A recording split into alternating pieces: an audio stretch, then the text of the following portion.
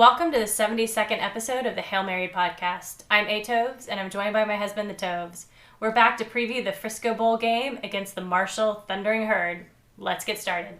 All right, let's start out talking about some of these UTSA football roster changes. We held off recording to figure out see if we have any surprise opt-outs or anybody else jumping into the portal that we haven't talked about or going to talk about yet.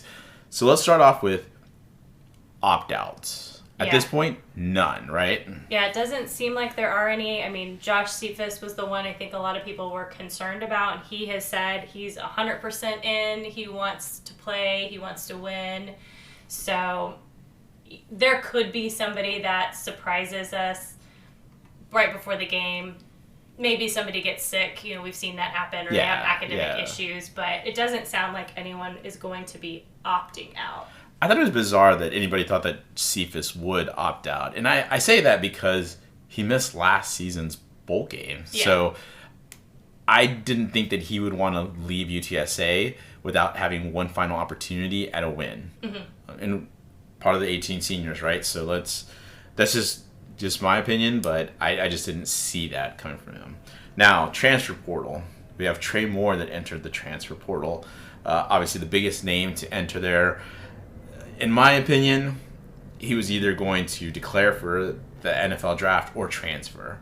Yeah. We see that he's transferred. I think that the reason he did it is because he had maximized his time here at UTSA with coaching, and I think he needed to see if he could get another level of development. Sure. From different coaching, right? Right. I'm sure NIL money probably is playing a piece of Yeah. that too, but my guess is he didn't get the draft score that he was looking for, and so that's why he's going the transfer portal route versus declaring. And it's fair.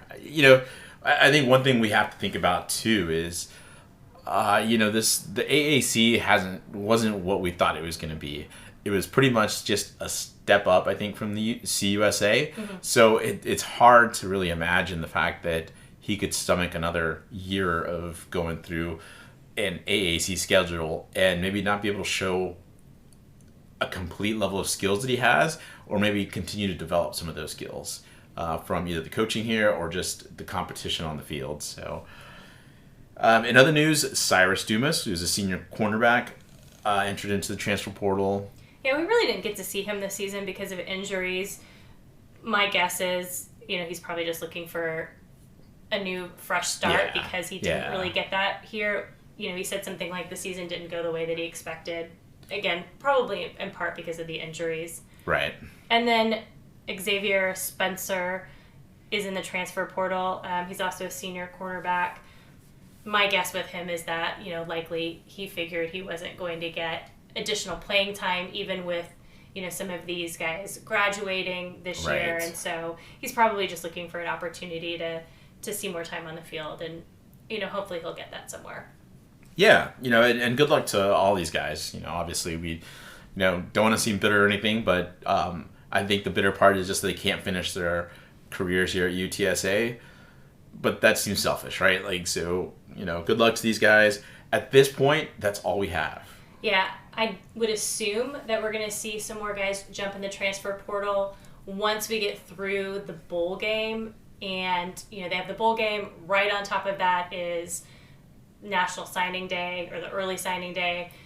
That's probably right after that when they're going to start sitting down with these guys and having, the honest discussions about whether or not they're going to get additional playing time, what it looks like for the spring. And so we'll probably see a couple more guys jump in the transfer portal, and then likely you'll see that again in the spring. The thing I think to look for is to see if there's anybody that we weren't expecting to jump into. Sure. Right? I think we've expected whoever's jumped in to jump in at this point.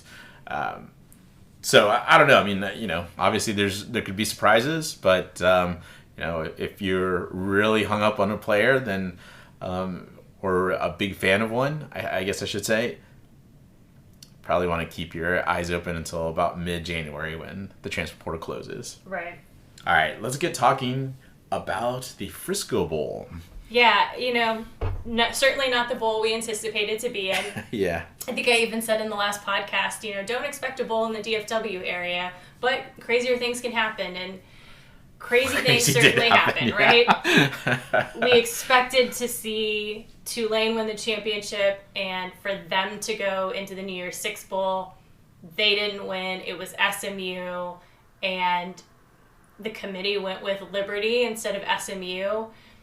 It seemed like maybe they would go ahead and go with SMU because they left out Florida State from the top 4 in the playoff.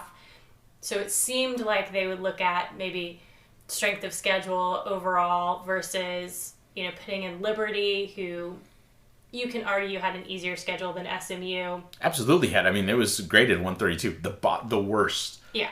So, yeah, no, I agree with you. And I think, like you said, the crazy happened. Yeah, we had chaos. And once everything shook down the way it did, you had SMU and Tulane taking arguably higher rated bowls for the American Conference, and that then pushing UTSA down to a different level. And that's when ESPN kind of starts doing their magic and looking at where they think they're going to get the better matchups. And so we ended up in a bowl that nobody expected us to be in, and a bowl that we've been in before. Kind of interesting to hear the comments from the administration. I mean, of course you expect that UTSA and Traylor are going to try to make it sound like this is what they wanted or something positive. Yeah.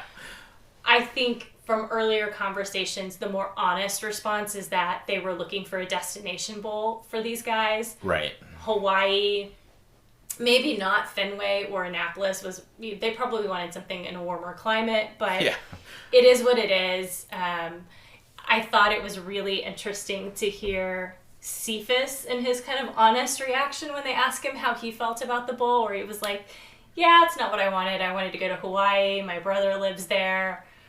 But it was just good to see somebody being candid, because I feel like, obviously Traylor and Dr. Campos and some of the other players, they're going to say what they feel like they need to say in front of the media instead of what they probably honestly feel. The company line, I guess is the best way of putting it. Yeah. It's been interesting to see kind of fans' reactions to the Frisco Bowl. It's sort of been all over the place. And the reasons why they, made comments about not wanting to go to the Frisco Bowl, either it being before Christmas or we've already been there or it's in a soccer stadium or whatever, the dialogue is. It's kind of interesting. I mean, we've been there before. It was a fun bowl. I think overall, in terms of the bowls that we've been to and that we've traveled to, there's some missed opportunities from Frisco, in my opinion, and that they don't have any fan events. So it's really easy to want to just go up there the day of the bowl and then come home the next day, because there's not really an event, a pep rally, something like that for the fans.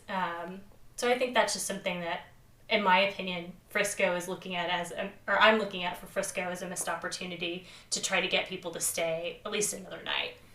Yeah, and I think that's exactly what the bowls are supposed to be. It's supposed to be the teams traveling with their fan bases and essentially surrounding the city of wherever they're at for 2 or 3 days, and essentially pumping them in with some extra income that they weren't expecting. So I don't know. I was disappointed only in Frisco because of what you said about the fan experience. Like last year at the Cure Bowl, one of the big things was this VIP area that you could be in. So you got kind of upgraded tickets, but then what was it? I think it was like an hour or two before the game started.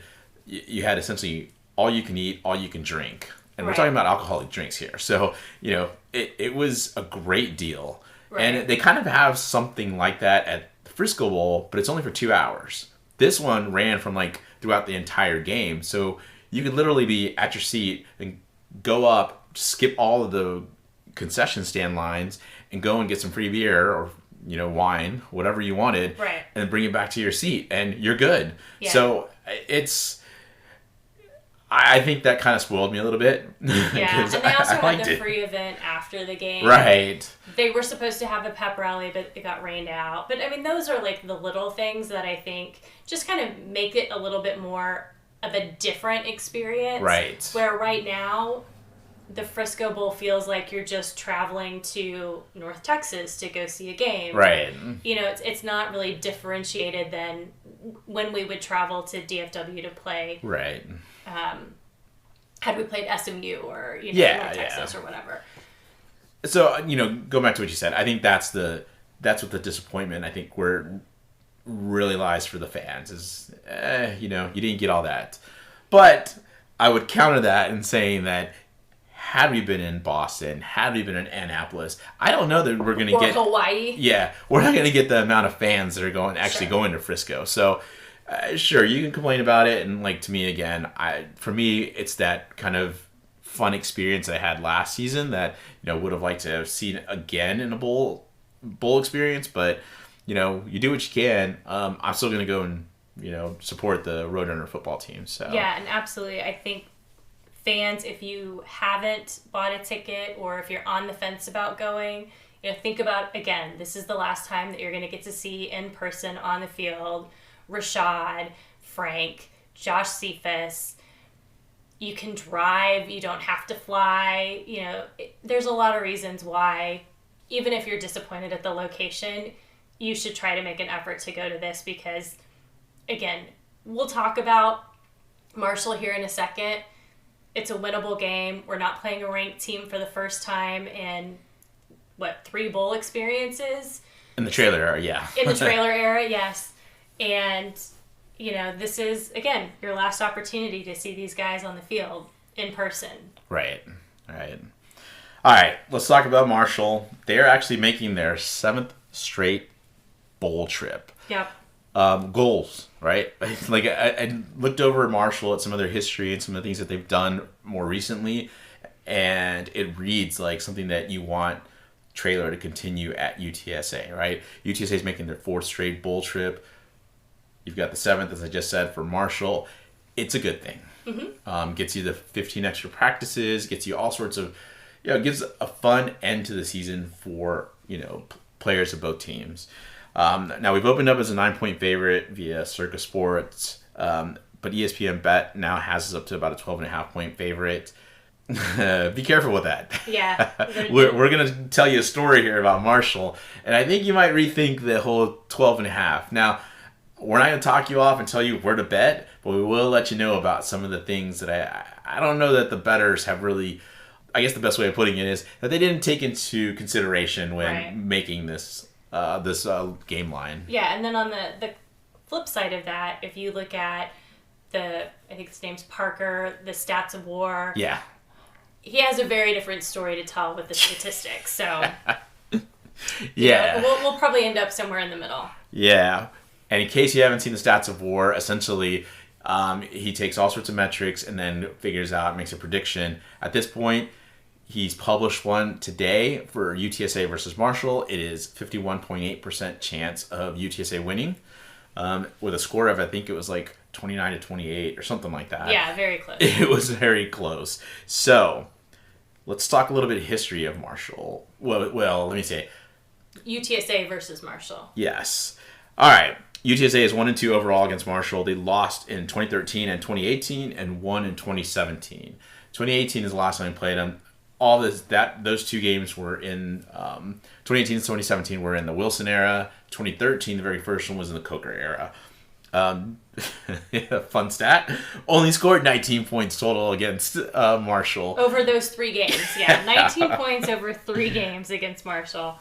Even though we were in the same conference in the trailer era, we didn't play them, so... Yeah, I got to avoid them, and now they're in the Sun Belt, so it makes things a little bit different. Head coach is Charles Huff, who's in his 3rd year at Marshall. Overall, he's 22-16 in his 3 seasons as Marshall's head coach, including this season. They've been to 3 straight bowls under him, where he is 1-1 in the bowls. So he's already got 1 win, whereas Traylor hasn't had a win yet. In 2022, his Marshall team upset number 8 Notre Dame in South Bend, 26-21. This season, they beat Virginia Tech 24-17 at home and lost to now number 20 NC State 48-41 on the road.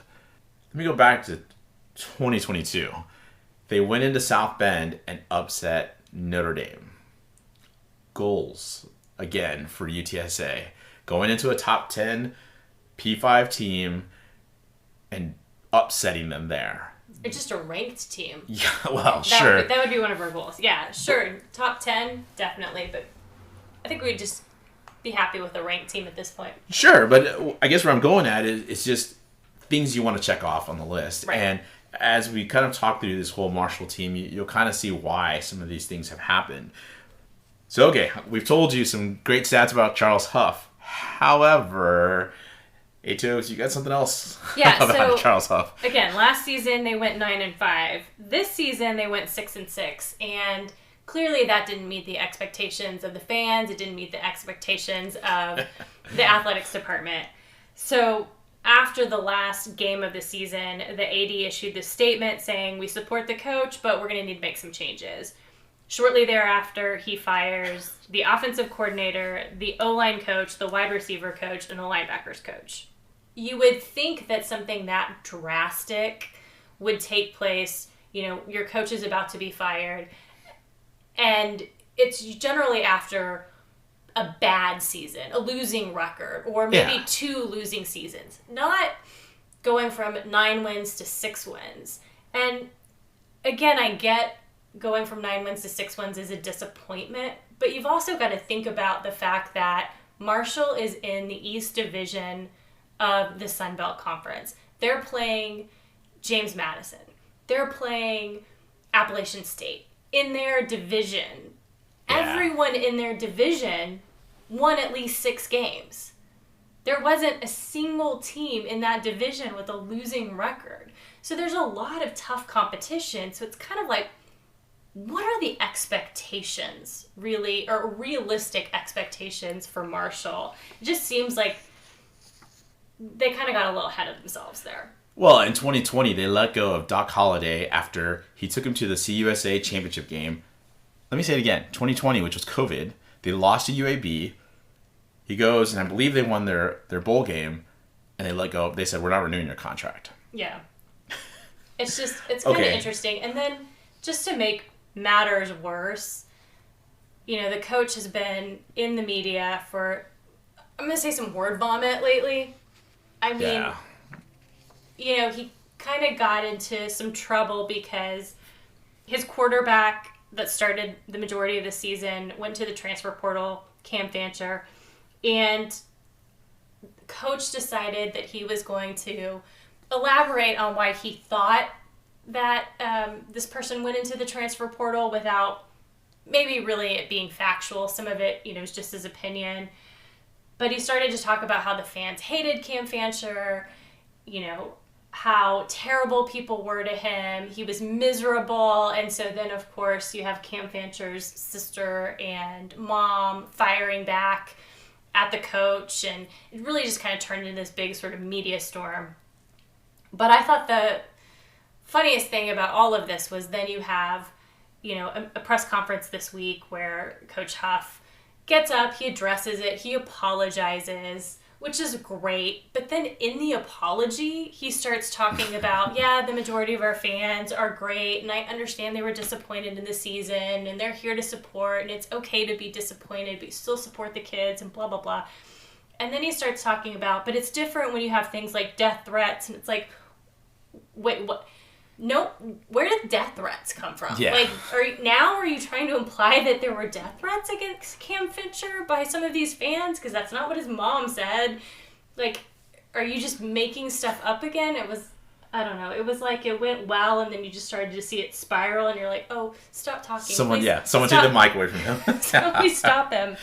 I mean, he got back on track, but it was just, yeah, it was kind of interesting. So they're in a bit of a spiral, I think, at Marshall, which obviously is good for us if we can take, you know, kind of an opportunistic approach to that. Yeah, and look, just to add to the fans hate Cam Fancher, I did go on to some of their message boards, and they do hate him. Like those guys hiding behind, like a very small, yeah. Well, the ones hiding behind the computer, right, and posting on the message boards do hate him. Like, they talked about how he's just not a very good quarterback. So I guess I'm scratching my head a little bit because I'm like, what Coach Huff said, not entirely incorrect, because they do not like him online. Now, I'm sure you can go to some of the UTSA boards and you'll see that they don't like certain players, whatever, sure. blah, blah, blah. And so, look, you get Cam it. Fancher saying, I'm quitting because the fans are terrible? We don't know. Yeah. You know, I mean, it depends on if you believe his mom or his sister or... Right. But even his sister kind of validated some of the things. The message board, yes. Yeah, saying that the fans were awful to her brother. Right. So. Because she even said she was on the message board, and that's some of the things that she was reading. So Coach Huff wasn't entirely incorrect in saying some of those things, but... It's just the way he implied right, that, just like you said, some of the things that he started saying, then it's kind of, there's got to be a cutoff. Like, when you get audited... at your business, they tell you just answer the question. Even like a lawyer, will tell you, hey, answer the question, right? If someone asks you, do you know what time it is? Your answer is not supposed to be, oh, it's 8 a.m. No, you're supposed to say, yes, I do. You have to make someone ask you that question.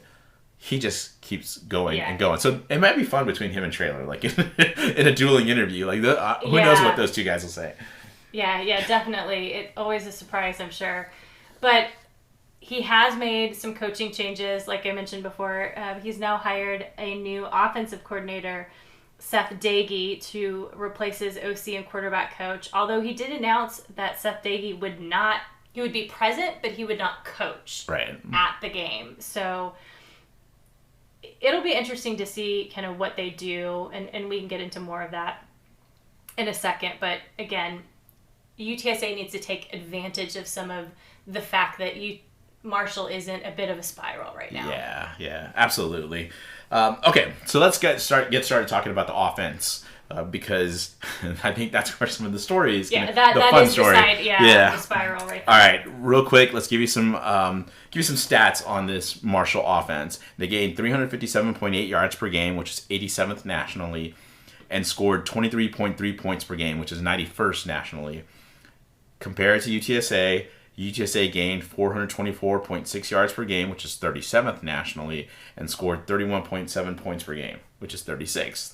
So quite a difference in terms of offensive production here.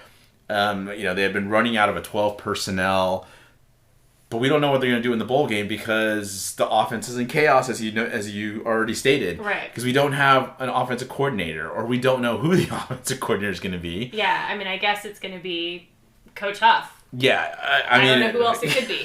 Like, do they have any? I mean, they might have a position coach left, like maybe a tight ends coach. I don't know. It could be. I mean, you mentioned already that Cam Fancher, their starting quarterback, hit the transfer portal, and then their number 2 wide receiver hit the portal. They've had some other guys hit the portal as well on the offensive side. Most of them were like backups, but they really haven't had anybody on the defensive side that has hit the portal that had a ton of snaps. It's been on the offensive side. Right. So I guess the question is, what do we expect to see from them offensively? Do we expect to see something similar to what we saw with Cam Fancher? I mean, Cole Pennington, we'll talk about in a second, he is going to be the starting quarterback. He did play 2 games.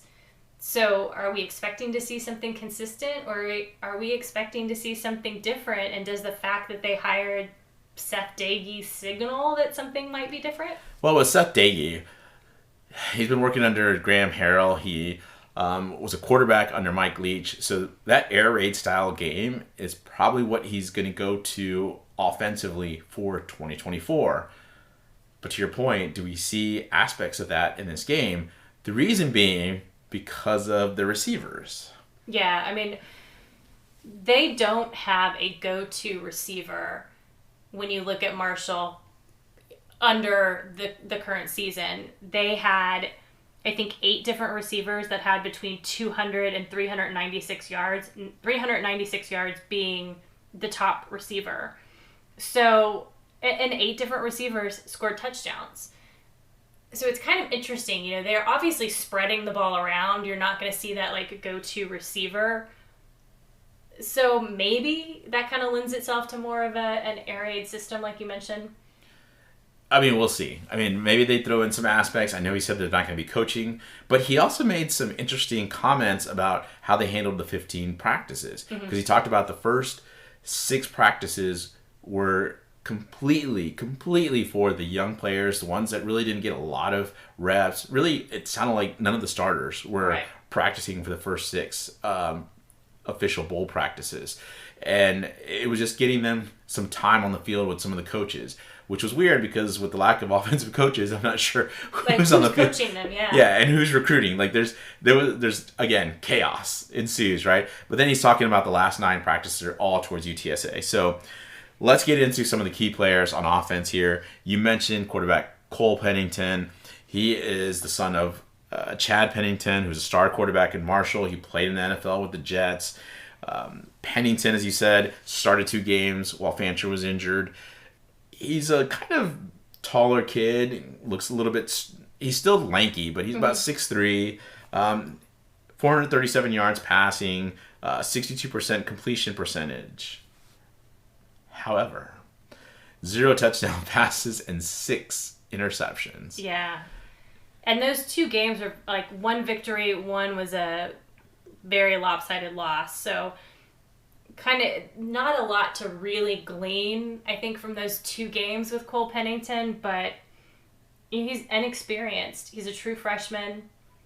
It's going to be interesting to see how he rises to the occasion. Certainly he has a pedigree, and in the press conference that we watched, there was a lot of talk about, his dad and what his dad did at Marshall. So, he's carrying the weight of his father's legacy on his shoulders. So it'll be interesting to see kind of what that looks like as a freshman going into this big bowl game.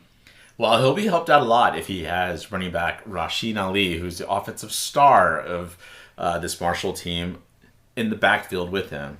Rasheen's a junior, 6 foot, workhorse running back, really. But he has been used out of the backfield, too, to catch passes. So, it's always interesting to see some of these Sun Belt teams because they always have this good rusher and they always have a sturdy defense. They don't really have to be like really big star quarterbacks, but they're all pretty good quarterbacks. Cam Fancher fit that perfectly because he was, to me, like a young Frank Harris. Think 2020 Frank Harris. That's what I kind of saw in him.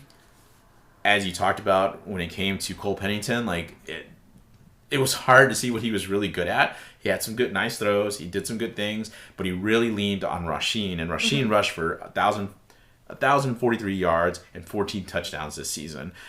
His 14 rushing touchdowns and 15 total touchdowns are each top 15 in FBS, and he scored multiple touchdowns in 6 of 11 games he's played in this season. So he is going to be a big factor in this game if he plays, because here's the other problem. He got an East-West Shrine Bowl invitation, and there has been rumors.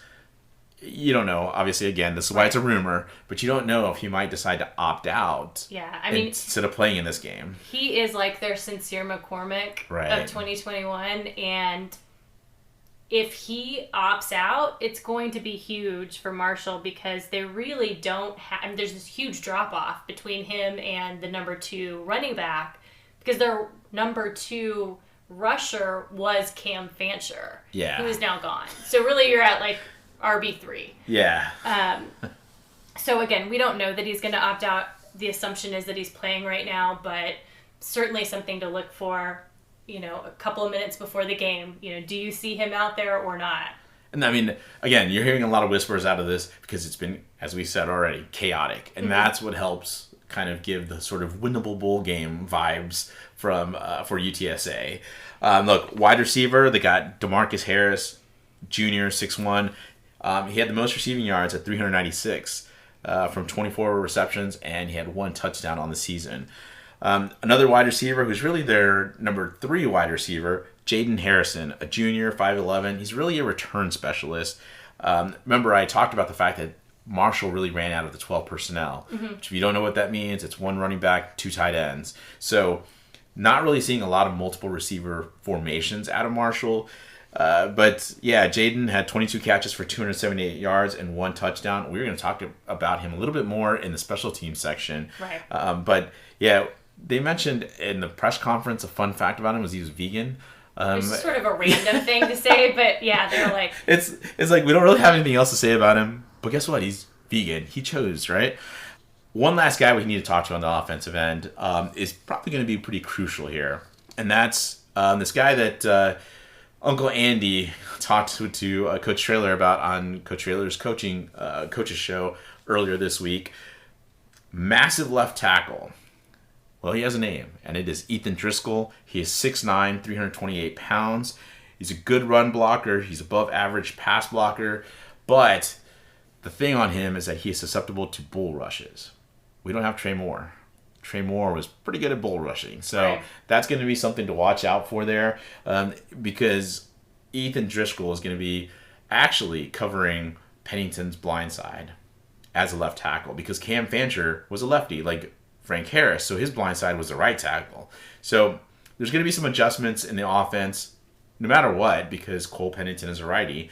And, you're going to have Ethan Driscoll, who, to me, is going to be able to hold up, I think, with many of the UTSA defenders.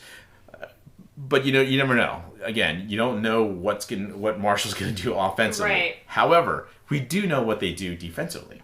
Yeah, and unlike their offense, their defense has been pretty steady. Now, they did lose the linebacker coach, but for the most part, everything else is still intact. Their defensive coordinator, it's intact. Most of their position coaches, They really haven't had guys enter the transfer portal that were starters on defense. So, when we talk about their defense, this is really the part to kind of focus on and the piece that I think makes people nervous, and when you look at like the stats of war, that's really going to come out, is that they have a very strong defense. Right. They run a 4-2-5, which really emphasizes their strong defensive line, and they have some hosses there.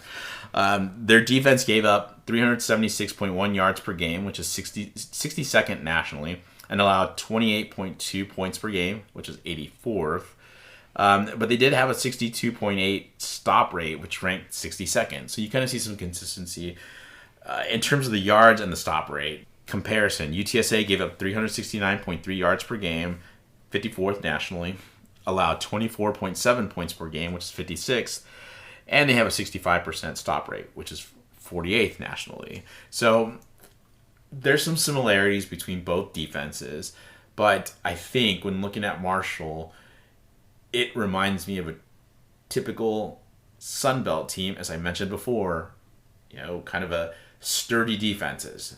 I don't think this defense is as good as Troy's was last season, but it's certainly not a gigantic drop-off. We're not talking about a CUSA or AAC defense from this season that, was just kind of, they had some players, but they were just all over the place. Now, these guys can play some defense, and they can be pretty nasty.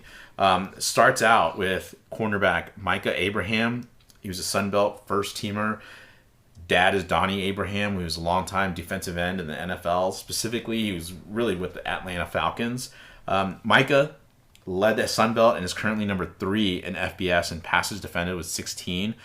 He has 3 interceptions, which leads Marshall's defense. He has 13 pass breakups, which are also number 4 FBS. I am going to go ahead and make the most obvious guess and say that Mike is probably going to be matched up with one Joshua Cephas. Yep. I would be surprised, and obviously they're going to kind of hand off at times, but I would be surprised if you don't see Micah across from Josh a majority of the time. Mm-hmm. That's how Marshall is going to be able to stay, in my opinion, in this game. They do have a bunch of other highly graded secondary players, but let's talk a little bit more about their defensive ends. They have Owen Porter, Sun Belt first-teamer, just like Micah. He leads the herd with 15 tackles for loss and 2 forced fumbles. He has 5 sacks, 13 quarterback hurries, and his 57 tackles were 4th on the team. Another defensive end, Elijah Alston, 41 total tackles with 5 sacks, 16 hurries. We keep emphasizing the sacks and the hurries because these guys are getting it done one-on-one against their offensive line counterparts. Mm-hmm. And we're leaving out a couple of the guys, but these are the 2 guys that you probably have to keep your eye on the most. You also have linebacker Eli Neal, who leads the team with 85 tackles and 9.5 tackles for loss. Look, Troy had some players on their defense. Marshall has some players on their defense. And as I said before, it's not the Troy defense, but man. Yeah, it's certainly going to be probably one of the best that we've seen so far. Yeah, I mean, it's definitely one of the best we've seen in a long time, probably since early in the season. To be honest with you, this team could have done some damage, or this defense would have done some damage in the AAC this season. And that's not, to me, the worst thing I could have said about them. Right. Because these guys do have some really good players. And so it's really going to come down to some consistency on offense, which we'll talk about later. But right now we're going to talk a little bit more about their special teams. Yeah, in terms of their specialist, their punter is very consistent. He's had 15 punts inside the 20. He has a long of 74 yards. So very good, very consistent, right. Similar to what we've seen with Lucas Dean. Their kicker is somewhat inconsistent. He's about 66% on his field goals. He only has a long of 44 yards, though. But really on special teams, the person, again, that you need to keep an eye on for, we've mentioned already, is Jaden Harrison. He was first team Sun Belt as a return specialist. He leads the FBS with an average of 31.86 yards per kickoff return. And he also has 2 kickoff return touchdowns this season. UTSA doesn't have 2 in our program history. He has 2 this season, and they're against good teams. A 94-yard return for a score against James Madison. I mean, James Madison ended the season 11-1. Right. And a 98-yard kickoff return in their win over Georgia Southern. Again, Georgia Southern finished the season 6-6. So these are both good teams. It's not like this was in an FCS game. Right. So definitely somebody that we need to keep an eye on, and I would expect that you're going to see Tate try to either kick it the opposite direction, try to get it, as a touchback, but with the wind, who knows what will happen. So certainly keep your eyes on Harrison. Now remember, we're going to at least kick off to Marshall once. It's either going to be in the first half or the beginning of the second half. So he has the opportunity to touch the ball at least once on a kickoff. Mm-hmm. I'm sure there's going to be more than that, but yeah. Well, if we keep scoring, yes, but I'm just saying, the minimum, he will have that one opportunity. So let's go to their keys to victory. I'm actually adding one this time in that special teams because of Jaden Harrison. And I'm saying stay disciplined on kickoff coverage. The reason I'm bringing up special teams as a key to victory is because Traylor has mentioned that he's probably going to play some younger guys. There's some younger guys that have popped up on the depth chart this week. Yeah. So one thing just to keep in mind is the fact that there is a rule again this year where they can play in the bowl and it doesn't necessarily count towards their 4 games for the red shirt. So you'll probably see some more kids playing on special teams than you would have seen, had that rule not been in place. Right, which would give some of the veterans some, a couple of breather instead of having to run down the field, 65 yards.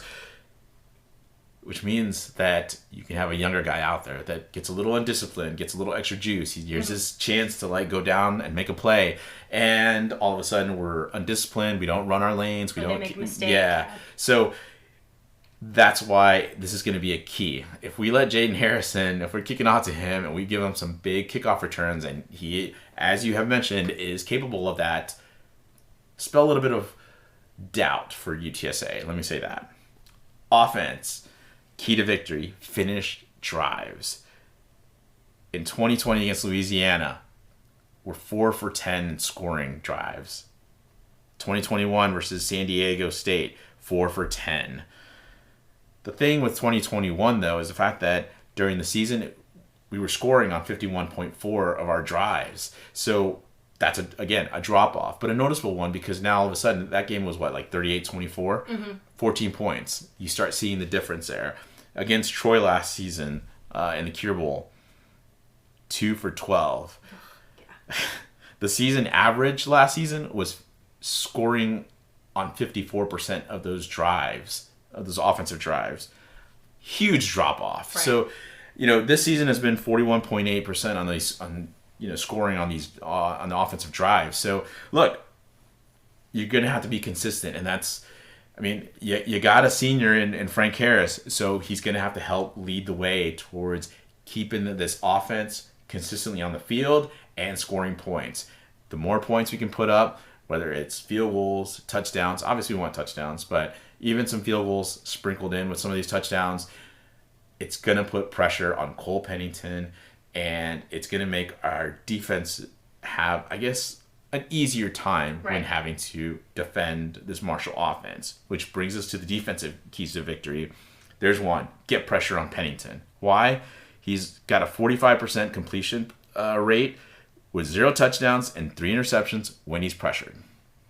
Below 50%, and he's not throwing touchdown passes. My man is throwing interceptions. It's right for us to get some pressure on him. However, remember what I talked about. I talked about Ethan Driscoll. I didn't really go too far into it, but their offensive line is pretty good. So, look, there's going to be opportunities here. We're just going to have to take advantage of them. Right. So let's get into our predictions. All right, I'll go first. I said it earlier, this is our best chance, the trailer era, to win a bowl. It's the first time that we're not facing a ranked team. Marshall's offense is in turmoil. The new coaches, the young quarterback, limited playing time. We should be talking about a 2 to 3 touchdown margin of victory. The only reason we're not is because their defense is solid. And time again, as you said, we have struggled to get our high-powered offense in gear when we have faced talented defenses. I know that Frank, Rashad, Josh, and some of those other seniors really want to check this bowl game off of their list of accomplishments. At the beginning of the season, I predicted that we wouldn't make the championship game, and that would motivate us to win our first bowl. And I'm sticking to that prediction. I think this is going to be a tough game, though. It's going to be a nail-biter. It's not going to be good for my cardiac health. But give me UTSA over Marshall, 27-21. Which means high heart rate alerts throughout the game, right? 100%.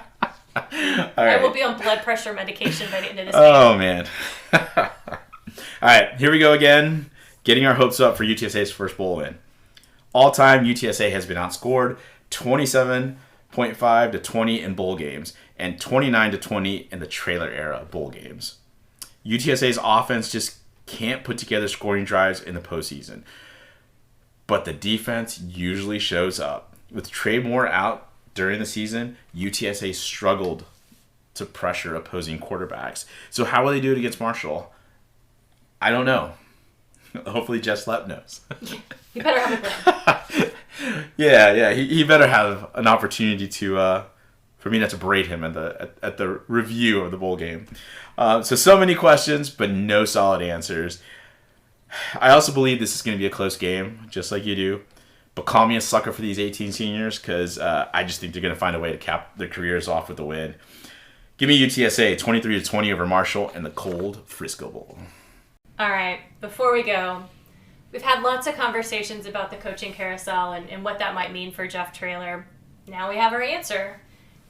Jeff Traylor will be our coach in 2024. What are your thoughts on kind of how this is all played out and what's going to happen now that we know he's going to be here? Well, speaking of word vomit from Coach Charles Huff from Marshall, there are some times that Traylor just got just really weird with some of the, trying to deflect. And look, we can empathize with him because when we're looking for other jobs, you're not going to go tell your boss, oh, hey, yeah, I'm looking for another job, right? Mm-hmm. Because then it gets really awkward where you're at. And then if you don't actually get that job, then, things really get awkward. But with standing head coaches at colleges, it gets even weirder because that he interviewed somewhere else. That he had his heart set on the Texas A&M job, which he even said there's a couple of jobs even here in the state of Texas that he would definitely leave UTSA for. Texas A&M was, of course, one of them. And I think he was really hurt by the fact that they just kind of gave him a courtesy interview and then it didn't go as far as he thought it would go. And we can go back and forth on, whether he's the perfect candidate, whatever.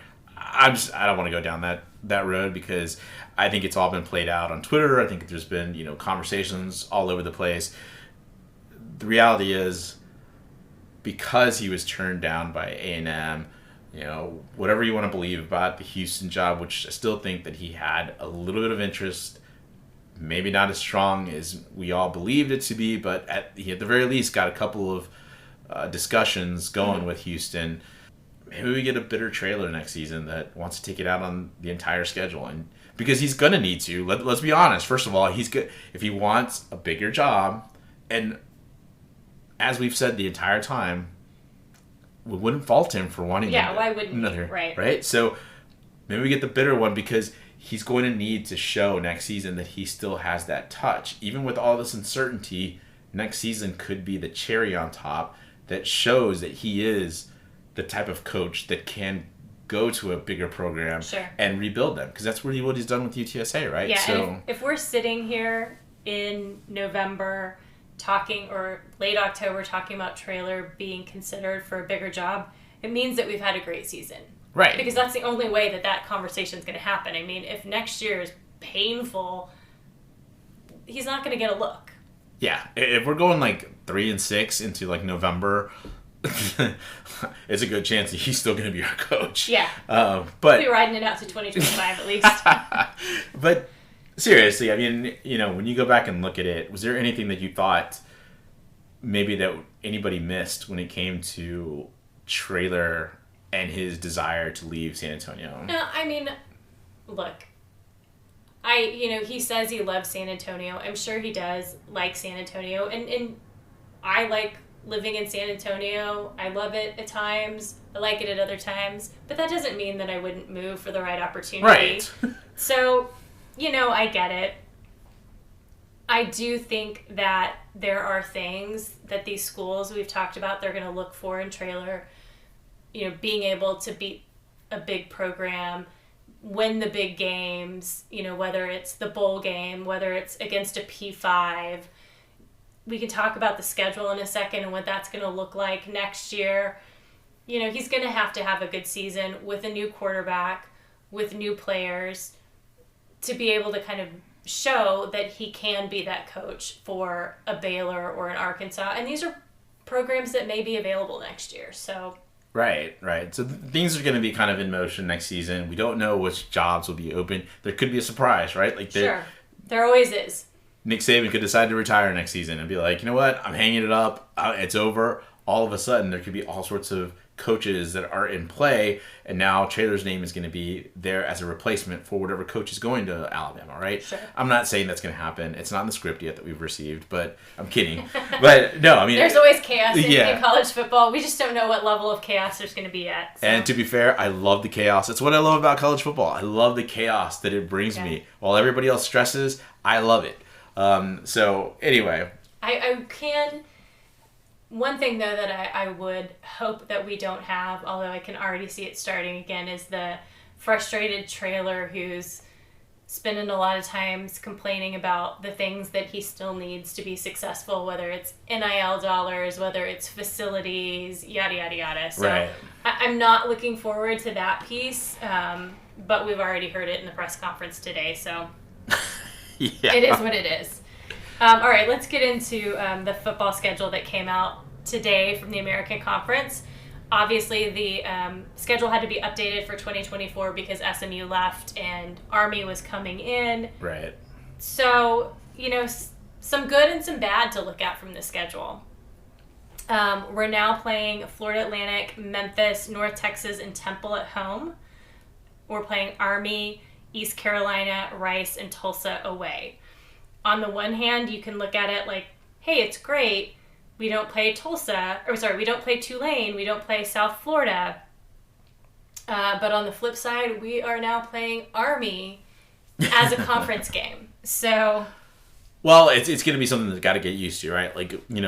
It's been sort of like the oddity of the schedule. Oh, we've got this weird offense we're going to play against. Well, we've got Navy, and we were supposed to play Navy next season. And I'm disappointed that we're not going to play Navy because I wanted to go to Annapolis. Me too. But, hey, not that we had plans, right? Yeah. Not that we had plans, but you're going to have an option, weird style of offense to play against now, season after season. So this is going to get interesting, especially as we've been talking about Traylor and some of the how he's got to show as a coach. He's got to be able to adapt. One thing that I'd like to see is he going to have a different attitude towards the quote-unquote non-district games next season? Because you can't look at Army anymore and say, well, it's a non-district game. We don't really care about it, right? Yeah, because it's going to count now. Now it counts. But more than that is now those games aren't really, like, they're important. Like, you're going to have another favorable schedule if things are lined up correctly. Now, that's again, the big variable is how does he, who does he pick at quarterback? Does that quarterback come out and have a strong start? It's going to be the first time that he doesn't have Frank Harris taking snaps. Right. So certainly a lot of chaos for him that he's going to have for next season. But it's also, again, a great opportunity, and a great opportunity against some teams that it's going to be fun, I think, to have a Memphis team come in and have a fan base that that's kind of, I don't know, wants to bail from AAC already. So it'll be fun to get a chippy fan base come in and, get their butts handed to them, because I feel like that could happen. There's some good away games here. You already talked about, Army and going up to West Point. You've got Greenville, North Carolina with ECU, obviously Houston with Rice. And then if your thing is Oklahoma, then Tulsa is another spot you can go to. But certainly opportunity to, again, have a good season. We'll see how it all plays out. Yeah, It'll get and interesting. maybe we'll be talking about facing Tulane in the conference championship if the chips fall where they might. Yeah, that'll be interesting once we talk about once we review this whole season, because John Summerall going to Tulane, who was Troy's coach, who beat UTSA last season in the Cure Bowl.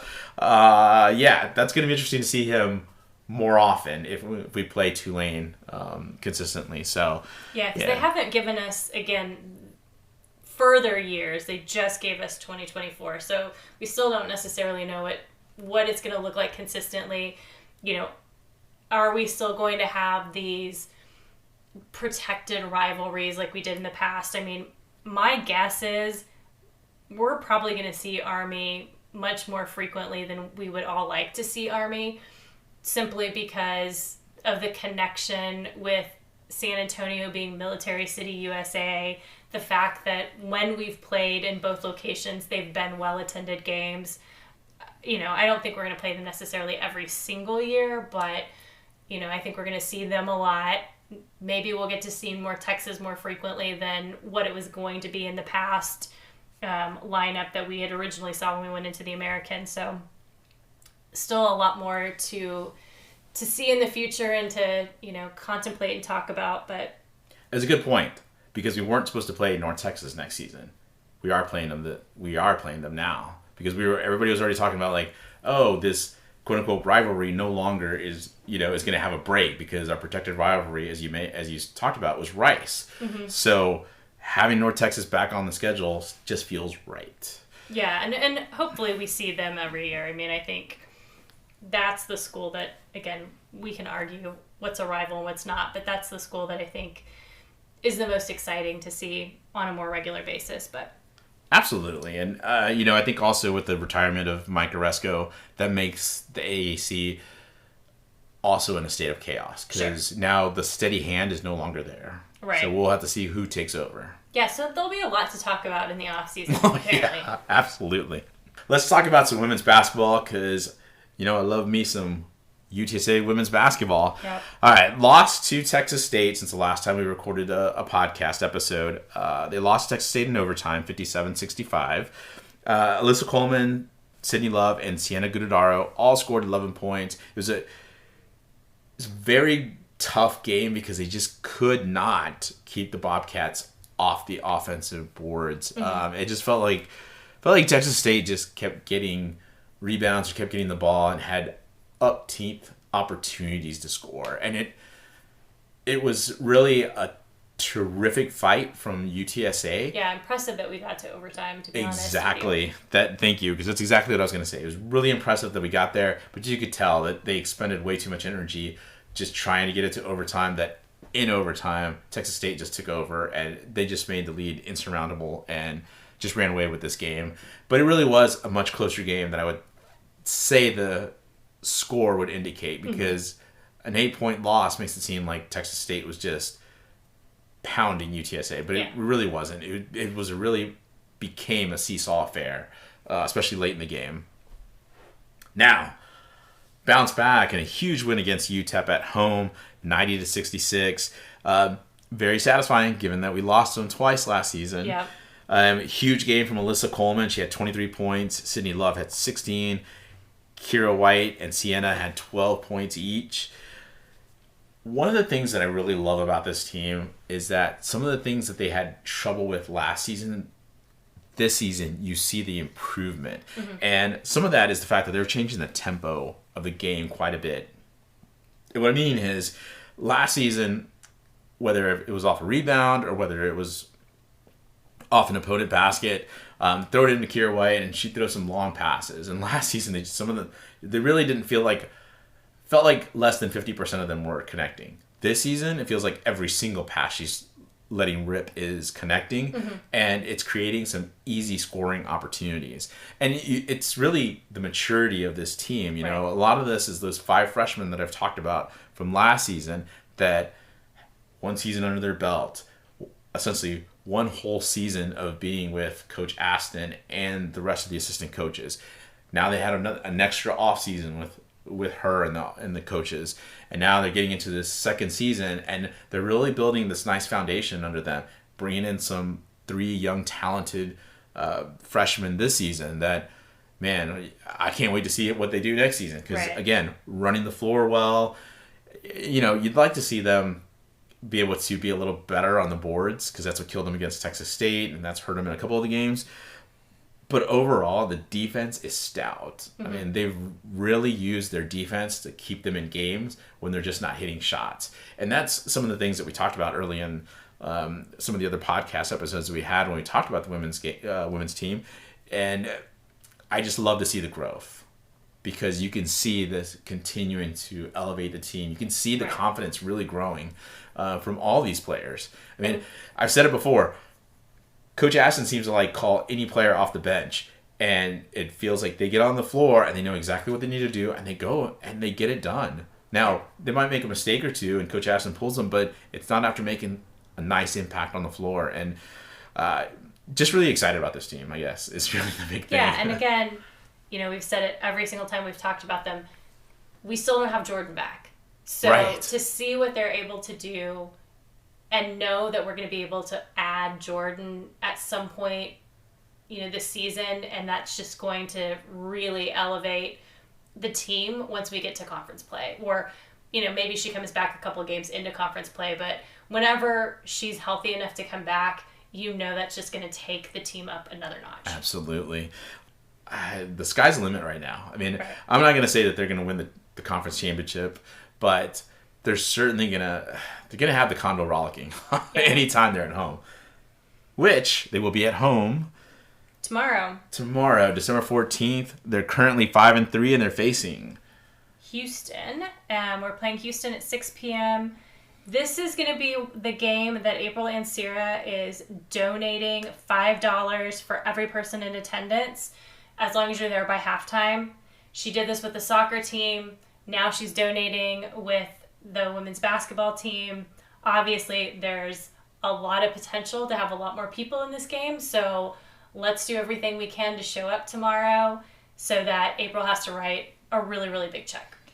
Yeah, and look, you're going to have a good time there, because these ladies are going to really put some pressure on Houston, and I would say it's going to be a very good competitive game. So, competitive game, potential to get some, like, what was it, the ugly sweater shirt, and they've got, all sorts of things. 3 different promos going on. It's almost a little bit overwhelming when you read the emails that they're sending out, because it's like, you can throw a teddy bear at halftime, you can get a discount on the in-law tickets, you can get an ugly sweater. It's like, okay, maybe we just need to have 2 things going on, but that's Hey, I don't care. Whatever brings everybody to the convo right. to watch this team, I'm in for. So, let's talk about the men's basketball team. Yeah, some good news today from the NCAA. There is a court ruling that there is a 14-day temporary restraining order that allows these two-time transfer players to be eligible to play. The reason this is exciting for UTSA men's basketball is that we have Jordan Ivy Curry and JT Thomas who have been sitting out so far this season because they're two-time transfers and they've been ruled ineligible. We don't know that this restraining order is going to last any longer than 14 days, but that does give us 2 games that they can potentially play in, and who knows, maybe this will get extended. We don't really know exactly if Coach Hinson's going to play them or not.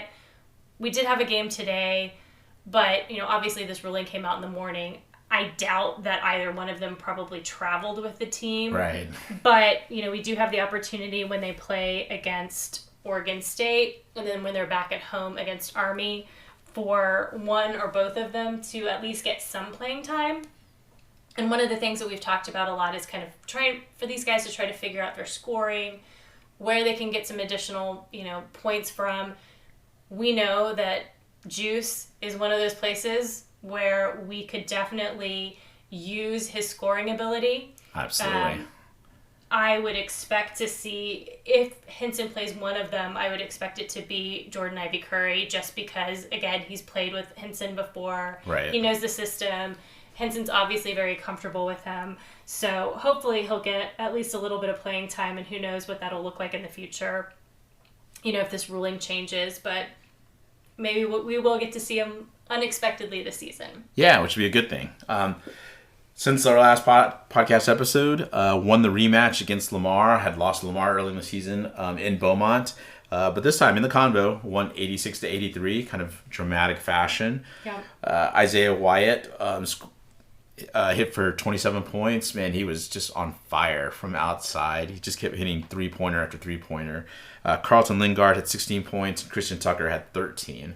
And I think, again, we've talked about really where is the scoring going to come from. I just mentioned, hey, it'd be great to have Jordan Ivy Curry in addition. But those 3 guys that you just mentioned, Isaiah Wyatt, Carlton Lingard, Christian Tucker, they're consistently the top 3 scorers now. That's really where we're looking at, when we look at each of these games, those 3 guys are always in double digits. Yeah, and I had questions about them, and I said, I'm not really sure what's going to happen with this team, but to see these 3 guys really step up, okay, there's an answer, right? Mm-hmm. Like you said, now we know who's going to be doing some scoring, because, as you mentioned, Jordan Ivy Curry was probably going to be one of the guys that they leaned on to do a lot of scoring if he was eligible. But because he hasn't been eligible, haven't been able to see him on the court, haven't been able to find that consistent scoring threat.